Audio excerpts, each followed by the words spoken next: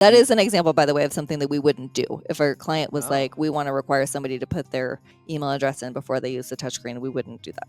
Why? What's your principle? Because it makes it so much less effective. There's no benefit to doing it.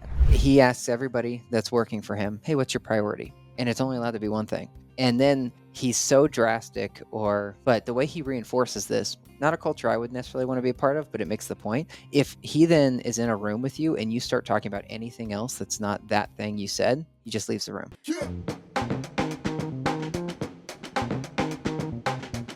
Okay, we are here with Jennifer from Pynwheel. Jennifer, would you introduce yourself? Hi. Yes, I am Jennifer Cyphers. I'm the founder and CEO of Pynwheel. Pynwheel is a tour technology company. So our job is to make leasing easier with the help of tour technology, and specifically we're kind of focused on the tour to close conversion rate. Cool. Would you, for those that don't know Pynwheel, maybe put us in the ecosystem of like where you guys sit, like who else might they be considering buying besides just Pynwheel? And then I want to get into the origin story. Sure. So we have different competitors with different products. Our my goal with Pynwheel was kind of to bring technology on site, whereas before there was really great technology offsite, like in marketing. We were really good at driving people to the door. But then when you got on site, there wasn't a lot of technology to help people through the tour process. And so we started with touchscreens and leasing touchscreens. And we've had several competitors that have come up in the time that we've been selling touchscreens, which has been like 11, 12 years now. Ingrain is the only one that has stuck around. So Ingrain is a company that I helped to found before Pynwheel, and we're still the only two companies that really have been successful in selling leasing touchscreens. And then we also have a self-guided tour mobile application. So our self-guided tour mobile application, I would say, is closest to Tour24. So I would consider them our biggest competitor, just because they're very content focused and we're very content focused. There are other options out there, but they're probably the one that's closest to ours. And then we also have interactive maps, which Ingrain also has interactive maps. Mm-hmm. Cool. That's super helpful. A lot of times in this industry, it's like people use so many different words for they do this thing, right? Yeah. And so then it can be like hard to name the other folks that people may be considering. So it's helpful. So origin story. Let's get to that now. So give me the origin story of Pynwheel, and then as you said, 11 years, 12 years, right? Yes. Yeah. Tell me how that maybe has evolved. And so like what's the current sort of vision today? Yeah. So actually, originally when I founded Pynwheel, I had left Ingrain. I really wanted to do a SaaS company. That's what my history is. That's what I do well. And so that's what I wanted to do with Pynwheel, is kind of productize some things that I thought would be really helpful on site. Originally, my plan was to have this web of everything that a company used for marketing and all the way through to leasing, all of their digital assets, and connect them from one portal. So that was the whole idea. And we started with touchscreens because, like I said, nobody else was really doing any type of SaaS product on site to help with tours. And so we started with touchscreens. It was the easiest thing to start with. And then the touchscreen product by itself kind of took off on its own business. And so we kind of left the original idea in the dust. And the other thing is that there are other companies that do that really well. So I feel like there are other companies that were creating different software options. Fiona is one example that we've talked about, just in terms of helping people to manage their overall digital marketing strategy.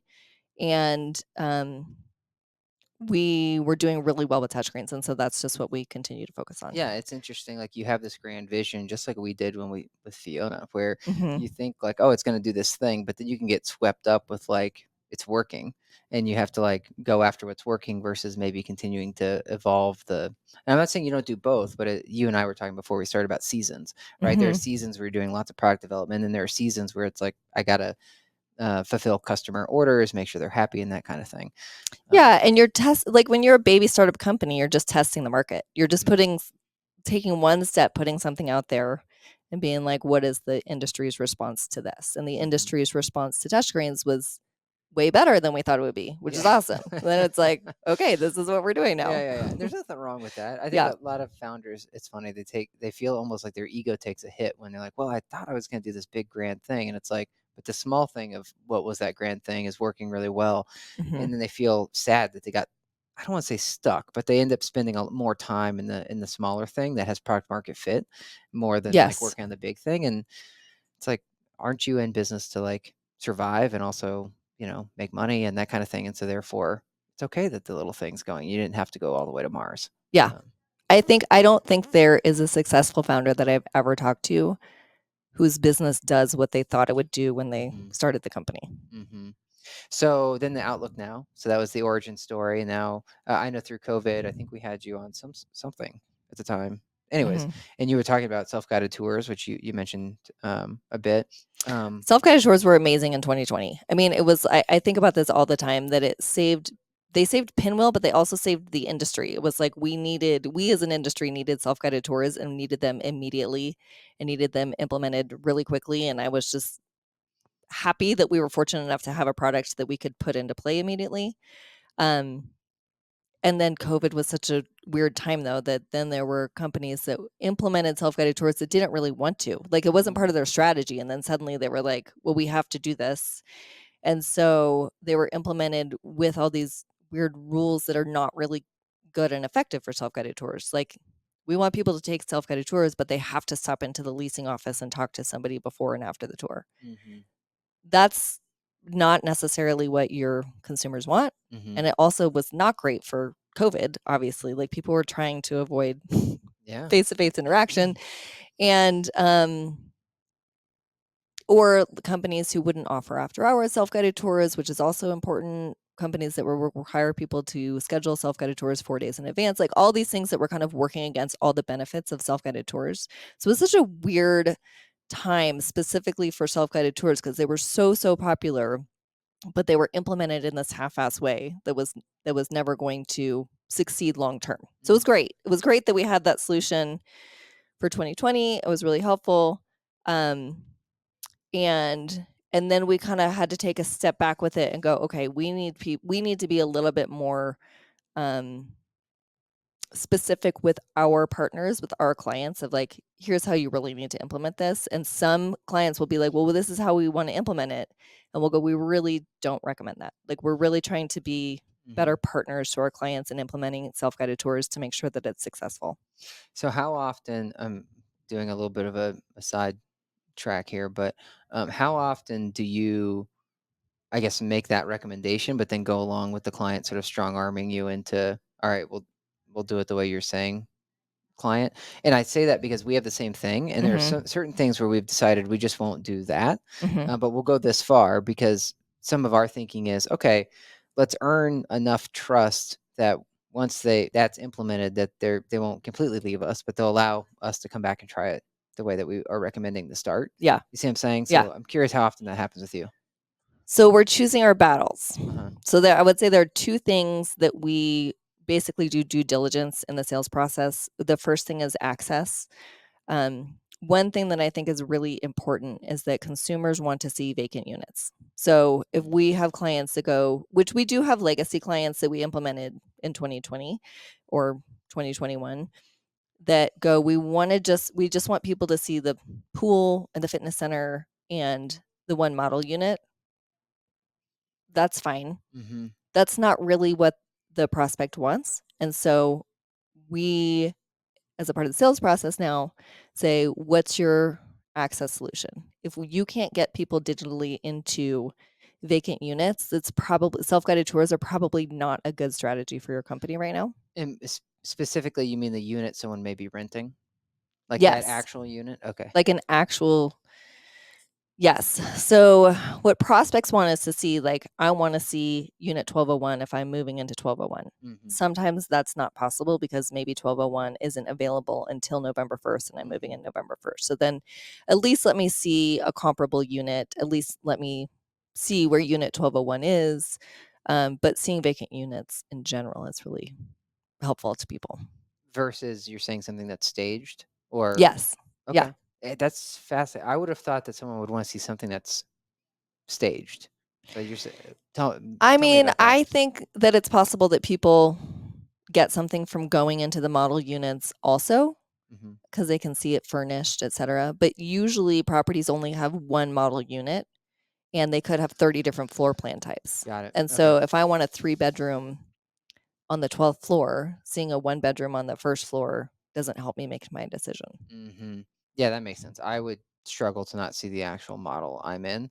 I would want, if I could see it, I guess, staged, or I'm going to use the wrong terminology in some cases here, but that would help me. But that's because I don't have a design eye. So sometimes I'm like, this living Mhm. room feels small, but if I saw it set up, I'd be like, oh, totally, it's workable, right? Yeah. So I like Nicole and I just moved into a new house, and they had left some of their furniture behind, so it was semi staged, and Mhm. that helped me feel very comfortable with like, oh, there's enough room for a big dining table or Yeah. like whatever. Or like, "Oh, this is how you set up this living room that has the fireplace on one wall and the Yep. windows on the other," or whatever. Yeah. Exactly, because then once the stuff was out and we moved in, I was like, "Oh shoot, this feels weird." Like it felt like the living room in particular felt small, Yeah. and so I was It's so like, weird "Shoot, I how don't know rooms how can this feel works." smaller without furniture in them. Yeah, Yeah. and it's also weird because this one has there's no attic, so the ceiling goes really high. So Mhm. I think it makes the room feel smaller in some ways. Usually, high ceilings make it feel Mhm. bigger, but it's because there's more height than there is any width. Yeah. And so then it makes it seem like it's a small little diorama or something. It's like this is a diorama Yeah. of what will be a living room. Uh yeah, so anyways, we don't have If it set up. you I have a question for you. If you, could see pictures of the room staged when you're in it, do you think that would help, or do you think that it's so much more important to see the furniture in the room in real life? I think it's helpful to me to see the real thing, but if I could also see photos of it staged and it didn't feel and I could trust those photos, that would be my big thing. Like sometimes You wouldn't when want it because there's virtual staging, right? And so I always wonder, would that be really helpful to our users to see this room virtually staged or not? yes, my thing is the trust. So like have you ever used like the Amazon like view in your space Yeah. thing? Yeah. Okay, so I tried that at the new house, Uh-huh. and it was like, let me put this size TV up on the wall, and it was Mhm. clearly incorrect. Like the sizing that the view this Yeah. in your space was clearly incorrect from the size of the TV, whatever. And I knew that because the TV there was like 55 inches or whatever, and this looks smaller than that. So I'm like, there's something weird about the perspective that the Amazon thing doesn't work. Yeah. So that made me lose faith in it. But in your case, you're not trying to do this. Well, anyways, as long as you could make it look in a way that felt that there was, some trust there that I didn't think you were, like, effing with the, like, we smallerize the couch or something, Yeah. Yeah, yeah, then yeah. I would totally be into it. Yeah, totally. You look at the picture and you're like, "That vase is bigger than the window. What is Yes. Yeah, happening?" right, right, right. So but otherwise, yeah, I think it'd be great because there are people like me back that you I don't think we were talking about this when we were recording, but logic. I'm super logic based, but I Mhm. don't have the design eye, Mhm. and so I could be like, "This just feels I don't know what I would do with this. Like, how would you walk past and how would you whatever?" And so seeing someone that had laid it out that was a professional, I'd be like, totally. And I probably would want to buy it then too, Yeah. me personally, because I don't like to move my old stuff into a new place. So I'd probably be like, Oh, yes, yeah, I'll yeah, just yeah. take that. I know. I do that Yeah. too where I, like, see homes and I'm like, "I just wanna buy everything furnished." Yeah. Yeah. Yeah. So you should do that. Yeah.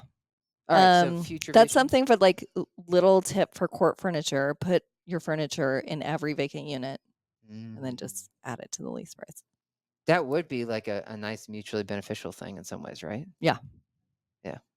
All right. So Logistically probably difficult. So what's the next? first thing is, well, Oh, sorry, I got okay. sidetracked on my, so the That's first thing cool. is they have to have some digital access solution or some plan for a digital access solution.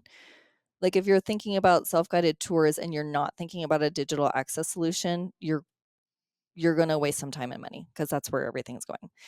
And then the second thing is I really we really want people to be able to go see units the second that they are interested in it. So not requiring people to schedule ahead, but like, oh, I'm interested in a 3-bedroom unit at this property. I want to Mhm. go right now. Let them go right now because then that's actually how you're going to close more leases. Mhm. And then the third thing is, which I know I said there were only two things, because the third thing we actually will compromise on is just giving people information ahead of time. So I prefer that people use our scheduler, because then we can say, here's what to expect. You're going to have to download an application. You're going to have to bring your ID, all this stuff. We give them lots of reminders, directions. And so if they want to use a different scheduler, that's fine, but they have to be able to give as much information and direction ahead of time as possible so that the users are comfortable when they get to the property. So the biggest objection in that 3 steps, those 3 things? Well, for sure, digital access. That, like, a lot of our sales calls are like, "Who's your digital access provider?" And they're like, "We don't. This is a building that was built in 1960 and it still has the Mhm. same locks, and we've never thought about digital access." Mm. So The, on the, what would it cost? Like, do you know, per door to, like it's $500 about per door to set okay. up digital access, and you can use digital key boxes. And we do have some properties that use digital key boxes. The reason I don't like that is because we're trying to not make the property manager or the on-site staff have to worry about anything. That's like a really big benefit of working with Pinwheel just generally, is that we try Mhm. to be super easy to work with and not put a lot of pressure on the on-site staff to work with Mhm. us. And that means on-site staff has to run around and move key boxes as units become vacant. Yeah. Well, I just went through this last night actually because our old house, we have it's tied to the company for the SBA loan we have. Mhm. And so it's like when Nicole and I were moving, it was like, well, we got to keep this house. So we're setting up Airbnb. And Mhm. so the property manager is like, oh, set up this digital lock. Mhm. And it was $500, but it was like, I can see why it wasn't $500 because it was like when I went to set up last night, I was like, oh, this will be fast. The locks were already installed. I just had to set them up online. And it Mhm. was like, what did it take me? Like an hour and a half to do a lock. Mhm. And I was like, the app has like a 2.4 star Oh rating. my I'm like, god. this is like, and I was like, man, I want the Sonos of electronic locks to Yeah. set up because even though the hour and a half is now spent, my confidence in this lock long term is not high. Like Yeah. there's gonna be something that screws up. So I would have rather spent $500 to have, I'll just say the Sonos of locks. And you want it to be Bluetooth. I mean, if it's one entrance for a resident, like if you're Yeah. managing your one property, it's totally fine if it's code based. But for Hmm. something like a multifamily property, you want it to be Bluetooth so that people aren't like Yeah. entering 8-digit codes every time they go, especially on a tour. Like that's so annoying and frustrating. That would be. Okay, so $500 per door, I could see why that becomes hard if you have a 200 unit property that's built in the 60s or something. Yeah. What do you think as far as the pie chart of um I would have thought this is like a must have, meaning the tour thing, meaning self-guided tours plus digital access in Mhm. any newer builds. Mhm. But how many people are wanting to retro? So like if you were to look at like I guess generally speaking about people that are going through this endeavor now, Mhm. is it still more new builds that are like Oh, for exploring sure. this? Okay. Yeah. Totally new builds, and even new builds aren't always thinking that far into the future. So they'll put in outdated locks to Mm. save money in new builds. So, Yeah, it's interesting because it's like I guess maybe I don't know $400 savings or something like digital versus non-digital, and so if you're looking to sharpen the pencil, that seems an easy way. yeah, or even they'll put in digital locks, but the digital locks are on like a closed system and they're not Bluetooth, Uh-huh. and Uh-huh. so Okay. I just think I mean, I do think honestly with our um approach towards self-guided tours, we're a little bit ahead of the game. Like not ahead of the game where the consumers are for sure. Consumers expect this, but ahead of the game in terms of where the industry is. I do totally think that every property is going to have digital locks and Bluetooth locks, and Mhm. it's going to take us a while to get there. Totally. Okay, so then as far as now you have it sounds like these well, there's 3 main products you guys have, Mhm. right? You have the touch screens, then you have the self-guided tours, then you have maps, Yeah. right? Is that kinda the foreseeable future, or are you imagining Pinwheel going a different direction, or No, I don't think we're going to. I think that we have really strong products right now, and especially with where we are as an industry and the economy, because I think that people are really trying to scale back on their expenses.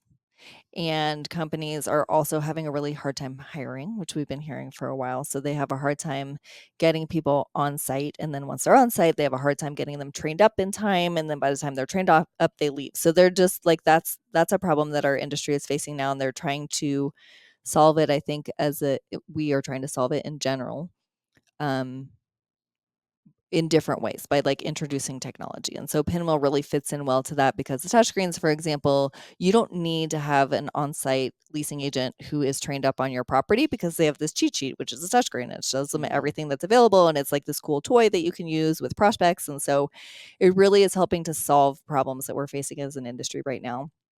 And as well as the self-guided tour application and which is just getting more people in without staff. And even our self-guided tour application actually has higher tour to close rates than guided tours, which is just like showing the state of the I'm industry, right? I'm not surprised, but I could understand why people are surprised about it. Yeah. I'm saying that because of how I like to shop, Oh, yeah, yeah, and yeah. I don't wanna be sold. I'd rather well, usually I don't wanna be sold, right? So Mhm. usually I'd wanna, like, if I could just go test drive a car without having to talk to somebody, that'd be great. Right. So I would imagine the same for the home, and then eventually it's like, okay, maybe I now have some questions to clear up. Yeah, So and then you can obviously, like, then you can talk to a sure, dealer if you want to. yeah. Um, Also, what I was saying before, I think big um, is a big part of it is that when people are ready to see an apartment, they can go see it. Because part of the staffing issue problem is that people have to schedule tours way in advance, and so by the time their tour date rolls around, they've lost interest, and so that's part of Mm, it too, I think.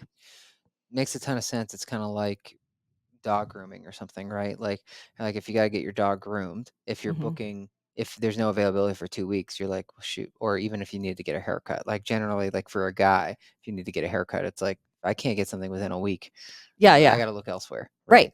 right? So Usually, like, you look in the mirror and you're like, "Oh my god, I need to get a haircut right now." Yeah, exactly. What's happened? Yeah.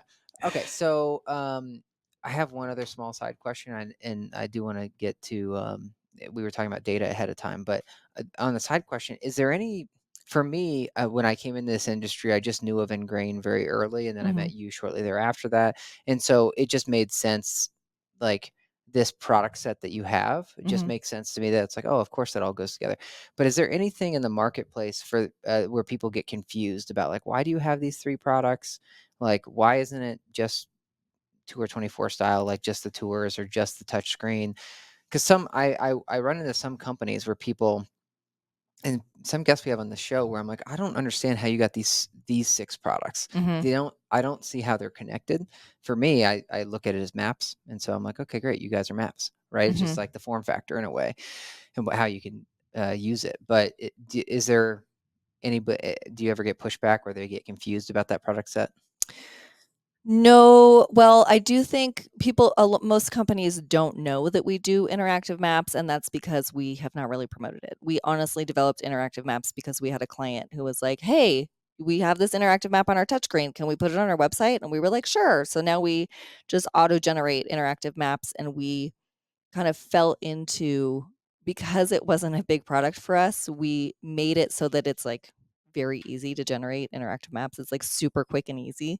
And so now that's a very valuable to companies, but we didn't really intentionally develop Mhm, this quick and easy interactive map. We just did it because we were like, okay, we need to develop something that's like so easy so that we don't have to have our internal people spending a ton of time on it.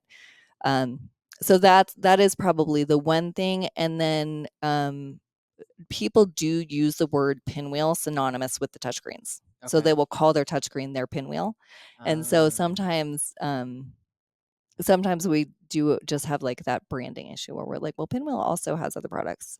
But I do, to your point, I probably also like a lot of founders have ADD and I'm like so excited about doing new things. Um, and I don't want to introduce any new products because I'm like, we have a good yeah. product set and it has there's a lot of opportunity and potential with this product set and it could be very easy to get distracted and then kind of dilute the quality of our existing product set. But yeah, people do Totally. get confused. So people either see us as a self tour company or as a touchscreen company. Mm, Um, it's rare that I talk to clients that understand that we do tour technology. And as a company, very early on, our mission was just to make leasing easier, which one means that we have to make everything easier. Like, we make onboarding super easy for our clients. We make customer support really easy for our clients. And so in that way, we're making it easier. And then we have the actual like closing tours that's making leasing. The Mhm. making leasing part and the easier part are almost like two halves of a mission statement. And so there's just a lot of opportunity there. Yeah, I will get to data, but that makes me wonder, like, what I had talked to one of your competitors before, because I was Mhm. asking them about churn, and what Mhm. we have very low churn until a property transitions, and when Mhm. it transitions, we've only saved like 4 properties, like in our Mm. lifetime. So the other management company. I'll this is the story I paint as I've talked to more. It's like marketing manager gets alerted on Wednesday. We're taking over this property on Friday, and they're like, I'm going to go to my vendor that I trust and I'm not even going to think about it versus let me talk to the vendor that that property was using. If it Mhm. was in this case digital, they just go straight to the next, like their trusted source because they're in a time crunch to get it done. When I talked to one of your competitors, they had told me that they had very low churn and they usually kept properties after transition. And I said, Mhm. "Oh, great. Tell me about that." And they said, "Oh, well, it's because of how they thought it might be because of how the contracts are structured and that it's a physical like with the touchscreen in particular it's a physical thing on site, Mhm. and if you give a grace period of like don't worry about it for 3 months or something, or the contract has 3 months left, by the time that that new property is up and running they're like, oh, it's working, They're cool, used to we'll it. leave it. Yeah. So I'm curious if that's your experience, and then also if you have any trouble, I'm wondering about like churn of self-guided tours versus the touchscreen, because in that Mhm. case you have a hardware thing on site, so it's like okay, Mhm. ripping it out is tough, and but self-guided tours on the other hand, less ripping it out, but you can prove the ROI. It would seem to me Mhm. more easily than you could maybe the touchscreen. So what am I Yeah, yeah, that's incorrect here true. on these assumptions? So we have a 96% retention rate, which is great. I'm very happy that we have a Sure. 96% retention rate. Yeah. And I would say that 4%, probably like 3.75% of that is companies that we send their invoice and we can't get in touch with them. And so I'm assuming in those cases it's always because it transitioned to Hmm. some other management company, some other owner, where there was some transition that somehow like Pinwheel slipped through the cracks and we don't know who Hmm. to get in touch with. Um, and actually, most of the time when that happens, we inactivate the application after a certain amount of time, and then they call us immediately, and they're like, "Oh my Sure. god, we need to get this up and running again." But Yeah. but we still do have that 4% that we lose, and we don't know where they went. Like, they stopped using the touchscreen. There was some transition. We couldn't get in touch with them, but typically it's us terminating the account, not the client To get their terminating the account. attention. Oh, yeah, yeah, yeah, I Yeah, got you. no, that is what our churn is Yeah. us terminating the account. Yeah. Um, we also have spent a lot of time putting together, like, we're very good partners, so that is part of it. I know you guys are too with your clients, so that's why we don't get a lot of cancellations otherwise. Hmm. Um, and I do think though that when there is a transition, a new company takeover, that is a lot to do with it. Is that there is a touchscreen that's like in the leasing office and they're using it, and um, they see how successful it is. With self-guided tours, yeah, that is trickier because especially because we do annual invoices, and so that I think hurts us because when people are going through their due diligence process and they're listing all their vendors, I think sometimes those annual invoices get lost because you're not getting that reminder every single month, like, Okay. this is a product that you pay for. And so I think that's sometimes what it is too, is that we don't get put on the list. And so we find out afterwards that a Uh-huh. company has taken over a property, that a new company has taken over a property. So if that happens, do you have a sense of maybe what the save rate would be? Because I would think then, like if it's an annual contract, maybe they keep using the self-guided tour for 3 months or 4 months or something. Mhm. And so then you could go back and say, you closed 7 leases off of this. So then it would seem like you could save it. As long as they keep the scheduler up, yeah. Yeah. That So is it's the the same. that is the tricky part. As long as they don't like put up a new website, Yeah. which actually this happened recently with one of our clients. It was so funny.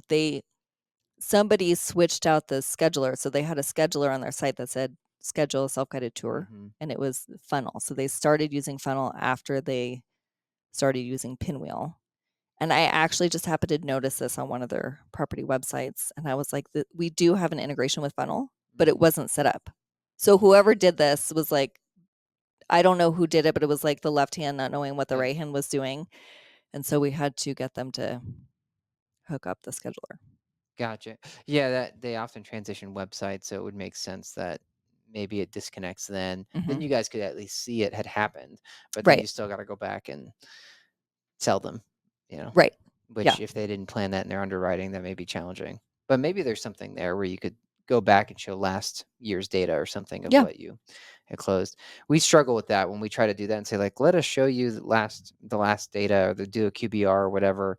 They're like, we're already on the new vendor. Mhm. So if they had, in your case, if they hadn't had self-guided tours, then maybe you could get them. But if they've already chosen a new vendor, it's like, People don't really switch to new vendors with self-guided tours. It's more of a cultural thing where companies either buy into the idea of self-guided tours or they don't. hmm. Interesting. Well, now on to the data. So what did you want to talk about when it came to data?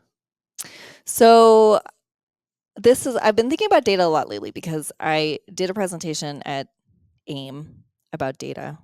And the whole point of that presentation was we have data as an industry, like we have tons of data. And I make decisions based on data. You make decisions based, like every business makes decisions based on data. And the more data we have, the better.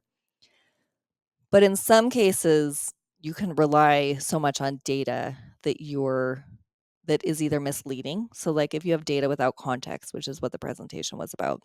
If you have data Mm, without context, it can lead you to making bad decisions. So the example that I use that's outside of the industry was there is a lot of data that shows that vanilla is the most popular flavor of ice cream, like hands down.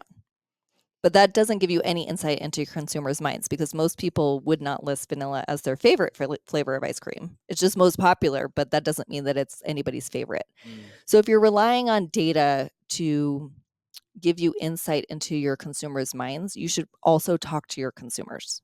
Like ask deeper questions, get more information mhm, about what that data may mean because just making decisions based on face value can be misleading. And then the other part of it is I think about data in terms of touchscreens. So like you said with self-guided tours we can show a lot of data and show close rates. With our touchscreens, the only way that we could show data is if we require people to put in their some identifying factor like an email address, phone number, ideally name, phone number, email address before they can use the touchscreen. And that will dilute the effectiveness of the touchscreen because people aren't going to want to stand there and put in their information. We don't want to put any barriers or obstacles up mhm, before people can use that. We know that it increases close rates. We know that it makes tours more entertaining and more fun for people, but we don't necessarily have the data to support that like other companies do.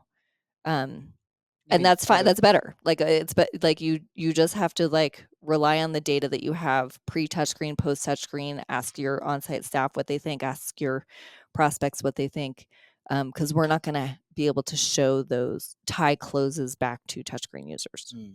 And when you say some other companies, do some of the other touch screens require you to they have that friction in place where they have to Yes, identify? Okay. yes, and I don't know if it's other companies that do it or if there are certain. I've definitely seen it, but I don't know if it's like the standard implementation of the vendors or if it's the management companies that are like, we have to capture this data.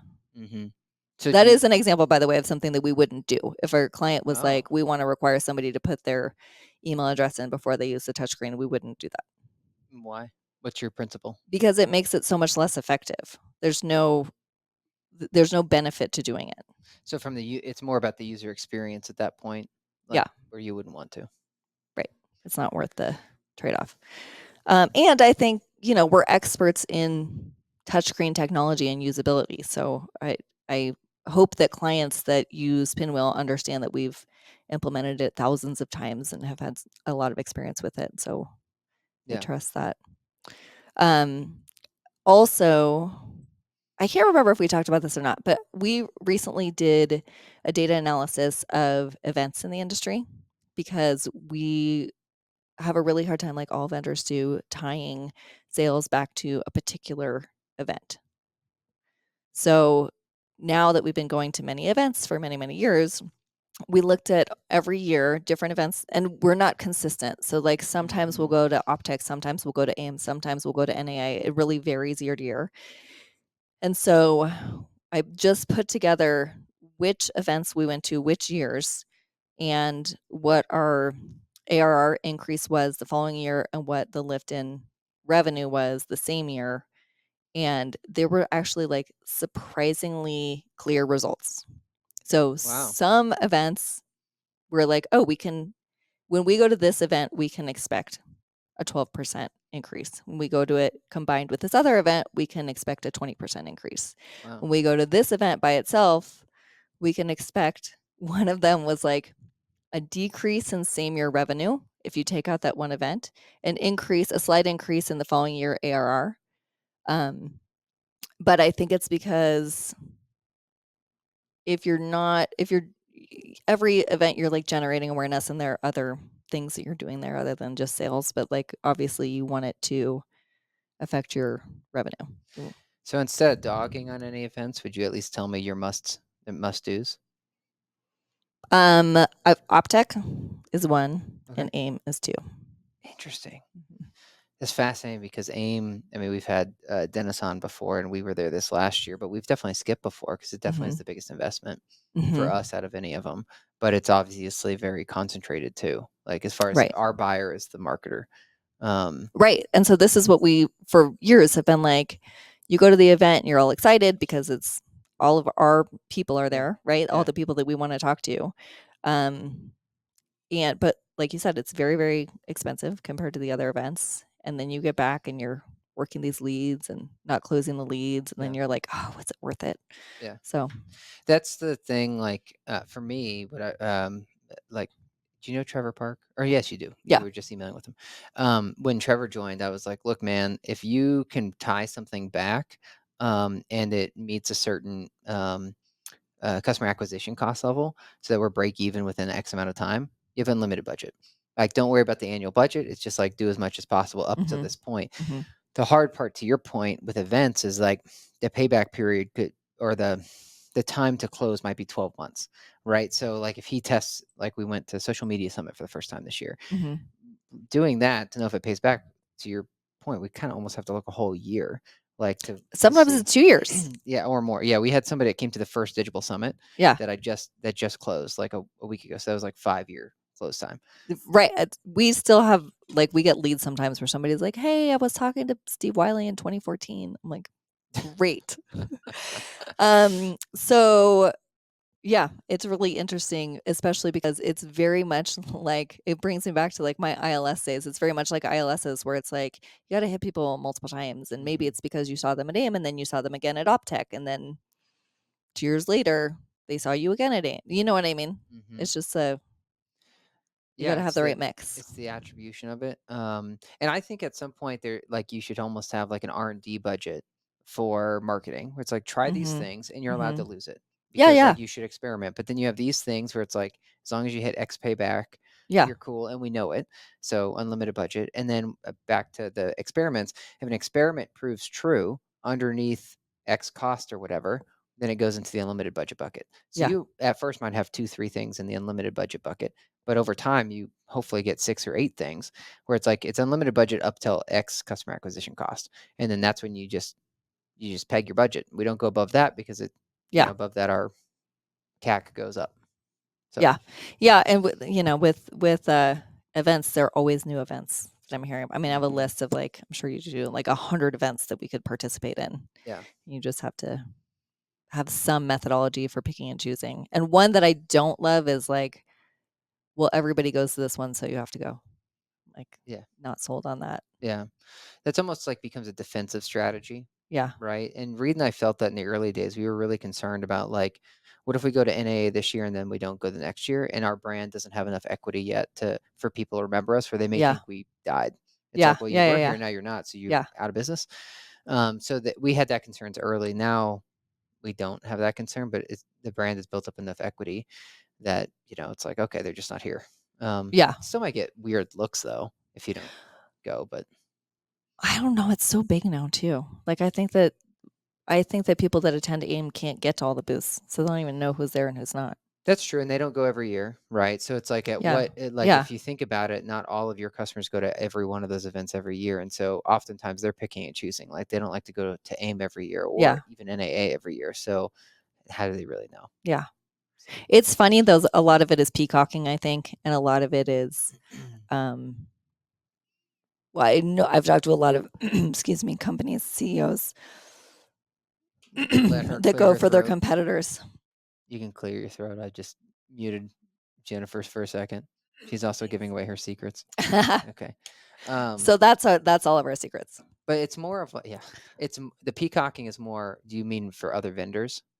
Yeah, I think a lot, like, I've talked to CEOs who are like, "We can't go because our competitors are there," and they Yeah. want their competitors to see how much money they spend on their booths, and I'm like, "That Mhm. is n not really a good strategy." I've seen that too. I witness it all the time where it's like the keeping up with the Joneses kind of thing. It's like, Yeah. well, they got a 20 by 20, so we got to have a 20 by or whatever. It's like this is silly. Yeah. Um, all right. Well, what about I see tell me if you agree with this. I mean, you did the talk on data, I did not. But one thing I believe with data is that you shouldn't measure something unless you're willing to do something about the results.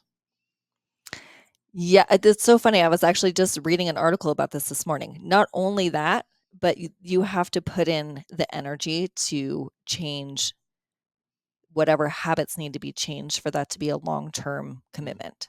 okay. So if you're measuring something and you're like, "Okay, we can see these results," and there's always also the risk that you're going to be disproven, right? So you have to be able to be like, "Okay, Yeah. we're gonna," if you're very, suspicious of the data, look into it, but don't just throw it away. So you need to, Mhm. one, be able to trust something about it. And then the other part of that is, what changes are you going to make? And then the other part of it, which is where I think a lot of companies drop the ball, is how are you going to make sure that those changes are going to be there 1 year down the line?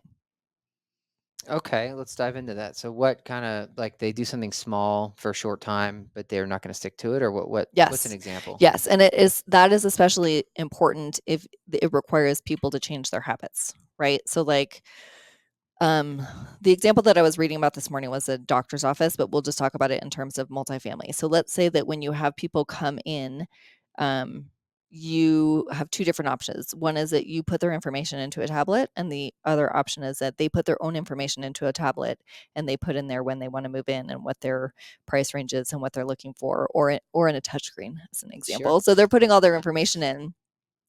You find out that when the prospect puts their own information in, they're actually more likely to commit because they're more engaged in the process and they're more likely to commit to what they said they want to do.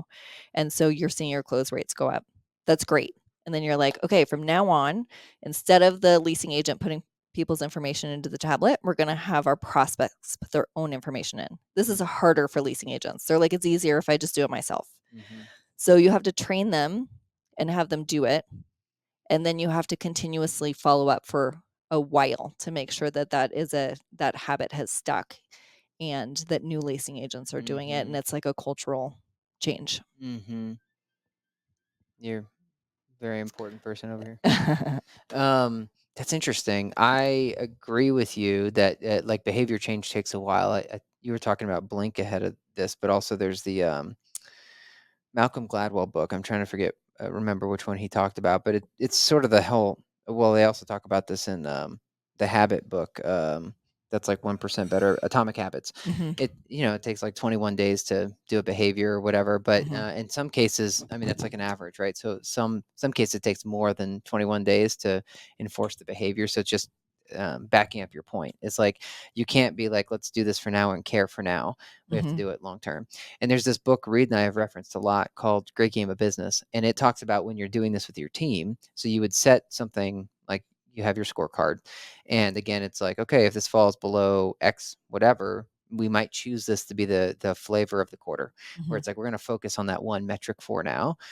And it may be for one quarter, it may be for 3 quarters, but you basically focus on that metric long enough to get it up to a certain point, and then they say, now pick a different one. So what you don't want to do is have all this I guess friction or labor or overhead that you start where you're now like, well, we got to do these 27 things and we're going to be always monitoring these 27 things. Mm-hmm. It's more about like, this is our focus for now. And Mm-hmm. once you get it to a certain point, you pick a different focus. And what their data shows is like, let's say that you started at, let's use phone answering rate or Okay. something for properties, because that's not very good generally. We, on average, we see somewhere 50-60% of calls don't go answered.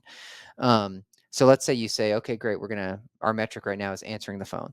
And if you get it from like a 50% unanswered rate to a 20%, that's great. Then you focus on a new metric, and they'll say that 20% might slide back to like 25 or 30%, but it won't go all the way back to 50% because you've now trained this behavior over 3 or 9 months, however many Mm-hmm. quarters you decide to pick it, where now that's ingrained in the behavior, and it will, now that you're not watching it, it'll move back a little bit, but it won't go all the way back to 50. And at some point you then go back and say, great, it's back on the shelf again. It's been 3-4 years or whatever. So it all just lines up.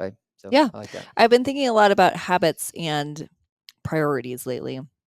And habits is something that I've read a lot about and we've talked a lot about. I feel like where it's like getting into the habit, getting yourself into habits, getting your team into habits. And so that way when you introduce a new priority, those things are just happening. Like that example that you used is perfect. Where when you introduce a new priority, you have to make sure that that doesn't mean you stop all your normal habits, right? Mm-hmm. Like you um start flossing in the morning doesn't mean that you stop brushing your teeth. You're Yeah. just like adding on to your habits. Uh-huh. But I also am like really big on this idea of having one priority. And I think a lot of like management strategy, productivity books will be like, have 3 to 5 priorities. And Mm-hmm. then I read somewhere that the origin of the word priority means one thing, Yeah. right? It's one thing. So it's like, what are your priorities? What are the order of your priorities? And so I'm trying this new thing with my team where we just have one priority, or each person has one priority, where it's like, this is the priority that you have right now. Mm-hmm. And then don't focus on anything else until that is accomplished, which doesn't mean you slip on your day to day duties. Like you still have to do all Mm-hmm. your day to day duties, but it's one thing at a time. I have a follow-up to that, but first, you said flossing in the morning. I Hmm. floss at night. Should it be in the morning? No, you should floss at night. I don't even know why I said morning. That was I crazy. just wanted to make sure. I was like, shoot, have I been trained myself incorrectly? Because maybe I get ahead of the day, but I don't know. I That's really just wanted to funny. make No, sure. for sure floss at night. Okay, I'm and I don't so do glad we both, right? clarified They don't that. do both times. I mean, maybe some people need to floss both times, but Yeah. unless your dentist tells you to, you're probably good. Okay. Okay. Okay. All right. Thank you. There's certain things I have learned incorrectly, and now I'm like, I gotta clean them up You gotta if I learned that clarify. was wrong. Yeah. Um, Peter Thiel says the same thing that you just said about one priority. So Peter Thiel, the venture capitalist Mhm. and whatnot, and for those that don't know him, he wrote the book Zero to One, and he invested in companies like Facebook, PayPal. He was one of the founders or executives at Mhm. PayPal, and he's done Palantir and some other ones. Anyways, what he said is that he asks everybody that's working for him, "Hey, what's your priority?" And it's only allowed to be one thing. And then he's so drastic, or I don't know if drastic's the right word, but the way he reinforces this, not a culture I would necessarily want to be a part of, but it makes the point. If he then is in a room with you and you start talking about anything else that's not that thing you said, he's like, he just leaves the room. He doesn't even entertain the conversation. He's just like, you told me your priority was X. I don't know why you're talking about the other thing. I'm out of here. And it That's just pretty makes it extreme. very clear with his team. It's like, Yeah. fix the one thing and then move on. Yeah.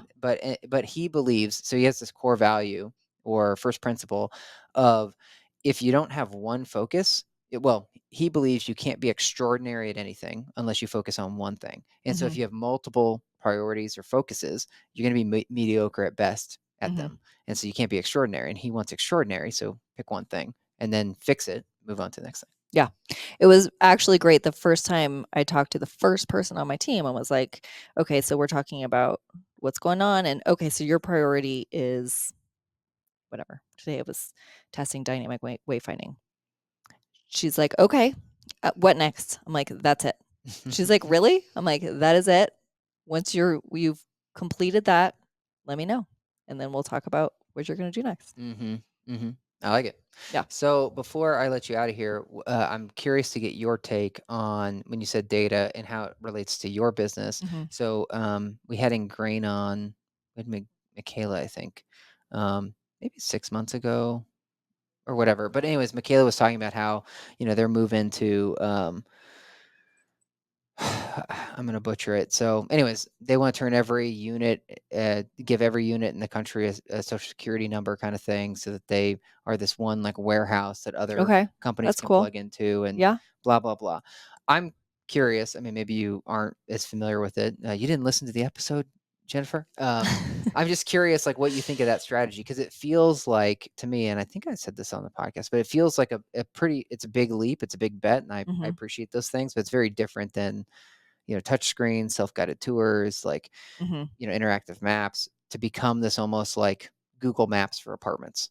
You know, Well, I do think that they, like a few years ago, kind of restated their purpose on this earth as mapping every property. okay, And so I don't know how much that will take the focus off of the things that we compete on.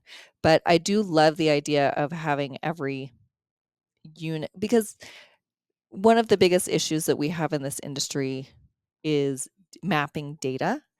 And I don't know if you've been affected by this, but the property management companies, like our biggest increase in our costs this year have been property management company integration oh yeah, deals, right? uh-huh. Where we have like three property management companies that we've been partnered with forever, that just in the past 6 months have been like, now you owe us $25,000 for something that you didn't used to pay for. So, The management company's charging you, not oh my the God, sorry. PMS. Yes, the PMS, the property Yeah, yeah. management system, not We've been company. hit by that. We hadn't been hit by the management company. We do actually have one property management company that is also charging us for Jeez, data integrations.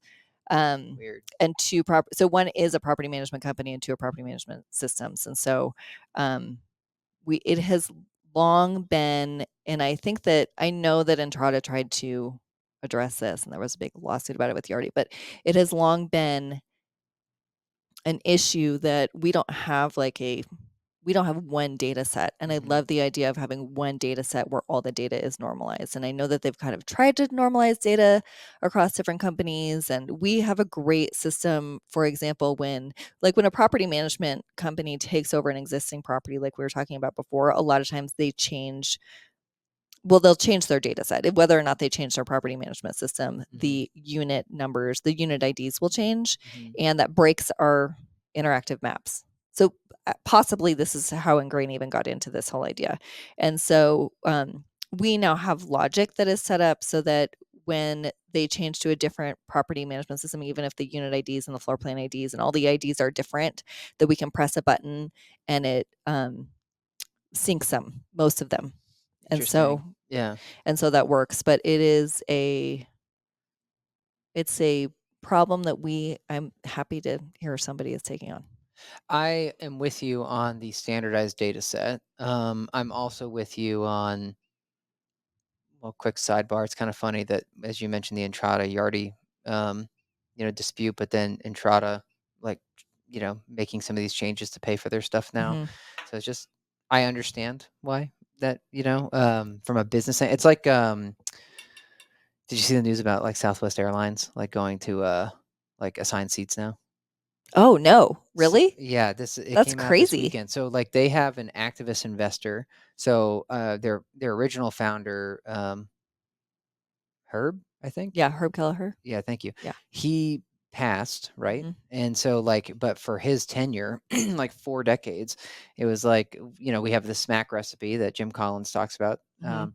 where it's like, no assigned seats, it's fast return of planes. They got an activist investor recently in the last year or something that was like, hey, you're missing out on X billion dollars in revenue and profit by not Mm. charging for Mhm. seats. And so you should do this. And you're like, well, it's part of our smack. And they had Mhm. released a statement a few months ago saying, we're not going to do it. And then this weekend, it's like, guess what? Next year, Southwest is going to assign seats and whatever, whatever. So it'll be interesting to see how that plays out. Because one, it's like as the founder left, it's almost like we lose the backbone because this Mhm. activist investor doesn't have like the majority of the company. So they could just keep saying no. Yeah. But as it works, like they're able to pressure them into doing it. But now maybe there's an unintended consequence of like maybe they don't turn flights as fast. Like that was part of the thing. It's Yeah. like that. So then you have less revenue anyways if you can't turn flights as fast. Right. But maybe it also works. So it's back to your thing with data. Data says you won't turn the flights as fast, but let's try it. And if you try it and then you can still somehow make flights turn as fast, maybe it was good to revisit that core belief you had or whatever that first principle Yeah. about it. So Oh I'm my with god, you. that is fascinating. I'm actually dying to see what happens with Southwest. It's a bummer because we've been loyal to Southwest over here. And it's not just because of that, but it's like, well, what other changes might happen? It makes me nervous as a customer too, right? That it's like this was part of their smack that will Mhm. never change it. Now, what else might they change? Um, Yeah, because because of it. they were successful because they did things differently. So if they're gonna start doing things the same. Yeah. Mm. Yeah, who knows? So, but it fits into your conversation about data, Mhm. and then also, anyways, where I was going with the ingrain thing, I like the idea of one person having standardized data set as well. I don't know if maybe Maps is a nice toehold into that, besides just the unit ID. But to your point, it's a nice like um, little leap you made that maybe it's because of that the issue they had that they're like, well, we might as well do this for everybody, and it becomes a nice expansion opportunity. But anyways, when Michaela Mhm. was on, she was talking a lot about like the data and how beneficial it could be. But I was struggling to conceptualize what all that would mean. Like, what's Why in would it we for want me? that? Why does digital care? So um I used to do consulting for a company called Vast, and Vast was a company started by Naval Ravikant and Kevin Laws, who then started Angel List, but just for context. And it mostly mapped cars. So it was like an internet listing service for cars, but it was white label only. So Vast was not a known name, but they powered search for like Kelly Blue Book and all Okay. these big car websites. And so they brought in multifamily housing, and going into that industry where they were really really trying to figure out how what the VIN number was for the units, Yep. and it was very hard to explain to them that it didn't exist. They were like, well, how do people know? Interesting. Yeah. So availability at the time, this was a while ago, availability was a problem. um Mueller's company was the only company that was doing availability at the time in multifamily housing. And so they were like, well, if I'm looking for a one bedroom apartment and I'm looking at this and I'm trying to do a search on the internet, like, how do I know that this one bedroom apartment is the same as this one bedroom apartment? Mm-hmm. There's no way to know. And so, I mean, you can use, and we had all these different conversations because they were trying so hard to solve this problem. They were like, well, you can use the address, but you have to have the full address with the zip code and the unit number, and that data is hard to put all together. Is it really? Because I always wondered about because unit numbers do stay the same after the transition, right? They do usually, but so it also depends on the property. So like some properties will have two different units 101, and so then you also have to have the building number. So it can get complex, Okay. Okay. and that information isn't necessarily readily available anywhere. So even like some of our data feeds, you have to dig in pretty deep because you have to know if they have multiple buildings, and you need the community ID and the building ID and the unit ID. And so then if you're switching data providers in that case, that we Mm-hmm. can't do automatically. That requires Mm-hmm. a person to match the new unit with the old unit. Mm-hmm. Wow, that's fascinating. Well, any other takeaways on data before I let you go, or thoughts about? No. No, I just have been thinking a lot about how data is so important, but it's like we can get too focused on data. So Yeah. sometimes you need to take a step back and be like, what is our actual objective here? And if we remove the constraint of needing the data, are we going to achieve that objective better? Oh, yeah. Say more on that. So what I was saying before is if your objective is to put more heads in beds, so to speak, and you're following the data to make sure that you get there. If you remove that constraint, maybe it's like maybe with touchscreens, you don't have, or even what we were saying before with events, if you don't have that direct correlation, but you're actually putting more heads in beds, that's a better choice to make Mhm. versus like we have to be able to see with every single thing that we're doing how many heads we're putting in the beds. So I agree with you, and I'll share our example. But here, when we were talking about our own growth strategy, we don't have a sales team, so we Mhm. haven't previously had a pipeline Mhm. or even frankly a CRM that we keep track of prospects. We just Mhm. had it on like current clients, like active signed contracts. We didn't Mhm. have it leading up to, and we weren't tracking how many leads did we get a month, like for ourselves. Right. It's like the whole Yeah, yeah, like yeah. You don't have all for the our customers, yeah. we do it, but not for ourselves. That is really funny, actually. Yeah, well, The irony. So, anyway, so what happened though, the team started to build this out. They're like, oh, let's have more predictable pipeline revenue so we can staff appropriately, blah, blah, blah. Makes a lot of sense. And as they go into the process, I'm like, what's our core outcome? They're like, oh, well, we want predictable revenue, but effectively we want to close more customers. Mhm. Okay, cool. And we like on a whiteboard map the flow into stages, right? Mhm. And then they really honed in for a while, and we're doing a lot of custom setup and development around, like, let's say stage 3 of 4, Okay. where it's like, well, we don't know how this closed and that did whatever. And I'm like, cool. But right now we're getting like 1 lead a week. It's like you could figure out this attribution, or because maybe like our close rate, like that improves our close rate by 20% or something. Mhm. It's like, or how about we just get 2 leads a week? Guess what? I just did 100% increase in Right. the top of my Yeah, yeah. funnel, which means 100% more customers versus a 20% increase in my customer close Yeah. by fixing this thing. So I'm like, who gives a damn? Not Right. me about this thing. I understand why it'd be nice to have the little machine and have all that stuff and whatever, but if the outcome is really just closing more customers, let's just get 2 a week, you know? Right. I was actually just looking at our own internal data because we, I think, very similar to Digital, are just really good at the relationships. We're really good at our customer relationships, which means we grow very organically. Like Mhm, mhm, we get leads that come in from customers that go to a different company or from referrals or whatever. And so we've been fortunate in that way, that's kind of been our growth strategy. And when we look at our own funnel, sometimes the answer is not to have a bigger number at the top of the funnel.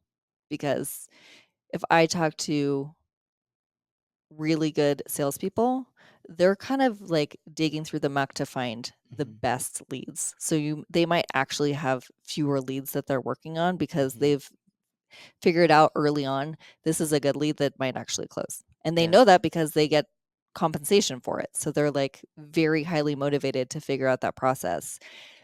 And other salespeople I've talked to who are just so focused on the funnel, Mhm, they don't do that. They're just like, well, I have to make my 30 calls a day or whatever. mhm. And then 10% of them will convert, and then 30% of those will convert and whatever. It's that there's no one right answer, right? There's different ways you can approach it, and both can be successful.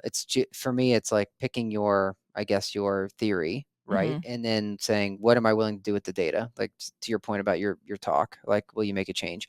And then picking the point to me of highest leverage. So don't get stuck in a place. Like in my case, I'm like, just it's easy to go from 1 lead to 2 leads, right? And Yeah, it's really yeah. double our output. That's But great. in your case, it's similar to like what a management company at the on-site level might deal with. If they get 40, 50 leads a day, maybe they're like, we got enough leads. We just got to figure out how to close these things, right? Or like which ones to close. Yeah, so it's funny, that's something I've been thinking about too with the tour to close ratio. You don't necessarily want more tours. You just want you want more of the better tour. You want more of the Mm-hmm. tours that are going to close, right? Like you don't want people showing up at your property that aren't going to sign a lease. Mm-hmm. The best tour to close ratio would be 100%. People Mm-hmm. show up, they're already 99% sold on the property. They just want to see the unit and close the lease. Yeah, makes a lot of sense. Yeah. So Well, thank you, Jennifer. If people want to learn more about Pinwheel, what's the best way? they should go to pinwheel.com. They can use the contact form on pinwheel.com and it gets routed quickly. So you can contact me that way or anybody on the Pinwheel team. And we always get back to people within 24 hours. So Cool. And we'll have your link in the show notes, but it's PYN. yes, PYN, Pinwheel with a Y. Yeah. I mean, you've been around long enough. Everyone should know, but just thought I'd be clear. Yeah. All right. Well, thank you. Yeah. Thanks.